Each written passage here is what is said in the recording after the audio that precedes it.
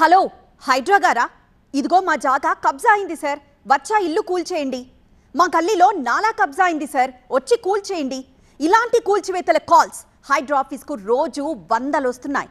కబ్జా అని, తప్పుడు డాక్యుమెంట్స్ అని, FTL బఫర్ జోన్, అబ్బో చాలా చాలా కంప్లైంట్స్ వచ్చి పడుతున్నాయి.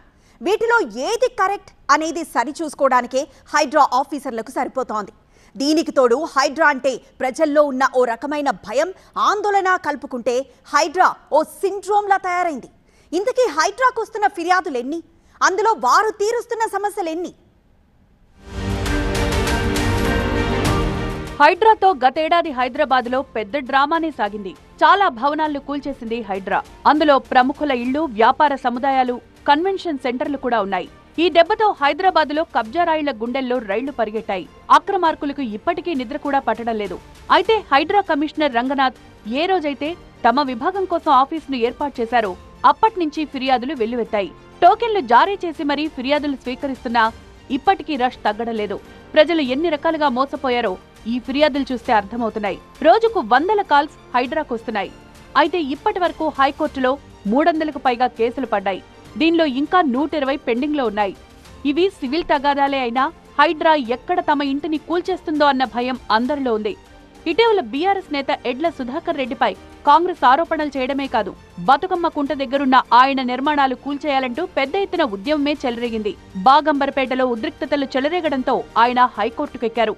లా ప్రాసెస్ ఉంటుంది. ఒక ప్రైవేట్ మనిషి ప్రైవేట్ ప్రాపర్టీ తీసుకోవాలంటే ఫస్ట్ నోటీస్ ఇవ్వాలా, గ్రాబింగ్ అనేది చేయకూడదు, ఉల్టా వాళ్ళు గ్రాబింగ్ని ప్రివెంట్ చేయాలా.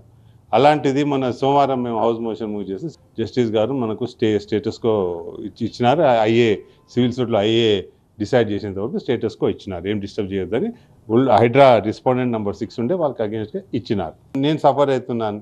నాలాంటి లక్షల మంది పాపం వాళ్ళ ప్రాపర్టీస్ కష్టపడి సంపాదించుకొని కట్టుకున్న బిల్డింగ్స్ని హైకోర్టు ఇన్నిసార్లు చెప్పినా కానీ వాళ్ళు కూల్గొడుతూ వెళ్తున్నారు. అది కూడా వీకెండ్స్లో. సుప్రీంకోర్టు గైడ్లైన్స్ మన డైరెక్షన్స్ ఇచ్చింది డిసెంబర్లో, క్లియర్గా ఇచ్చింది. ఎవరైతే అక్కడ ఉంటారో ప్రభుత్వ భూమి కాకపోతే మాత్రం వాళ్లకు ఛాన్స్ ఇవ్వాలా, ఎక్స్ప్లెనేషన్ ఛాన్స్ ఇవ్వాలా, 15 రోజుల నోటీస్ ఇవ్వాలా. అయితే హైకోర్టుకు వెళ్తున్న కేసులు రోజుకు 1-2 ఖచ్చితంగా ఉంటున్నాయి.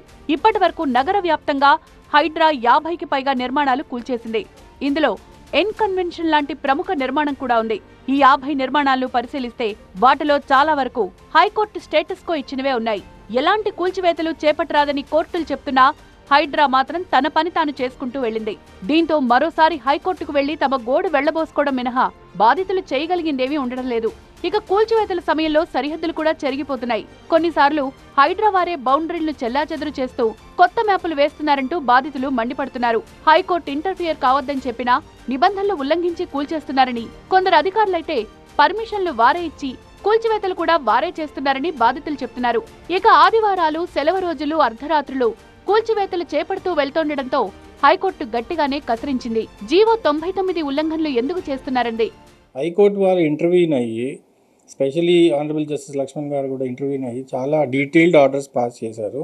డీటెయిల్డ్ ఆర్డర్ పాస్ చేసి without following due process, without following the guide lines as contemplated under law, early morning అవర్స్లో, మిడ్ నైట్ అవర్స్లో, ఇలాంటి టైంలో వచ్చి, సండేస్లో వచ్చి డెమాలిషన్ చేయకూడదని చాలా క్లియర్ ఇన్స్ట్రక్షన్స్ ఇచ్చారు. మెరిట్స్ ఆఫ్ ద మ్యాటర్ చూసి, అంటే land title, permissions, building permissions, other sanitary permissions తీసుకున్న తర్వాత వీళ్ళు డెమాలిషన్కి వస్తున్నారు. కాబట్టి ఆల్రెడీ వన్ సైడ్లో అదే సేమ్ అథారిటీస్ పర్మిషన్స్ ఇచ్చి ఇంకోసారి పర్మిషన్స్ ఇవ్వలేదని చెప్పుకుంటూ డెమాలిష్ చేయడం తప్పనప్పుడు తప్పకుండా నోటీస్ ఇవ్వాల్సిన అవసరం ఉంది. హైడ్రాకు సంబంధించి ప్రస్తుతం 120 కేసులు కోర్టులో పెండింగ్ లో ఉన్నాయి. అయితే హైడ్రా అంటే జనంలో ఓ రకమైన ఫోబియా కూడా ఉంది. రెవెన్యూ అధికారులు సర్వేకు వెళ్లినా ఓనర్లు హైకోర్టులను ఆశ్రయిస్తున్నారు. దీంతో కోర్టుల్లో కేసులు భారీగా వస్తున్నాయి. ఇక బుల్డోజర్ యాక్ట్ ప్రకారం రోడ్లకు అడ్డంగా ఉన్న చెరువుల కబ్జాలు, పబ్లిక్ ప్లేసుల్లో అడ్డంగా ఉన్న నిర్మాణాలుంటే నోటీసులు ఇవ్వకుండానే కూల్చివేతలు చేపట్టవచ్చంటున్నారు హైడ్రా అడ్వకేట్ రవీందర్ రెడ్డి.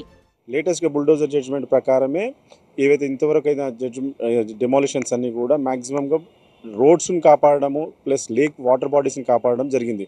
ఆ వాటర్ బాడీస్లో కానీ లేక్ సంబంధించిన దాంట్లో చట్టంలో ఏం చెప్తున్నారంటే మీకు ఎటువంటి నోటీస్ కానీ ఎటువంటిది కానీ అవసరం లేదు, వాళ్ళని రిమూవ్ చేయొచ్చని.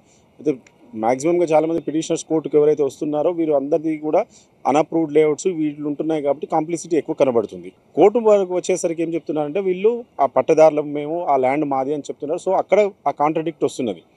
We need to establish it is a road and వాళ్ళు ఏమంటారంటే ఇది అగ్రికల్చర్ ల్యాండ్ మేము లేఅవుట్ చేయలేదని. ఒక 20 సంవత్సరాల క్రితం వరకు కూడా ఎటువంటి అప్రూవ్డ్ లేఅవుట్ లేదు కాబట్టి ఆ కాంప్లిసిటీ నడుస్తున్నది. మా దగ్గర రోజు 1000 నుంచి 2000 కంప్లైంట్స్ వస్తున్నాయి. మేము యాక్షన్ తీసుకునేది ఓన్లీ 2 or 3. సో ఈ బ్యాక్గ్రౌండ్ అంతా కూడా మేము కోర్టుకు సవివరంగా కౌంటర్ ద్వారా తెలియజేస్తాం. పూర్తి స్థాయి FTL నోటిఫై చేయడానికి మరో 3 నెలల సమయం పడుతుంది. అప్పటి వరకు రియల్ ఎస్టేట్ కూడా నెమ్మదిగానే సాగుతోంది. ఒక్కసారి నోటిఫై చేశాక రియల్ పుంజుకుంటుందని అంతా భావిస్తున్నారు. హైడ్రా జోరు తగ్గితే మరోసారి హైదరాబాద్కు పునర్వైభవం వస్తుందన్న ఆశాభావంలో రియల్టర్లున్నారు.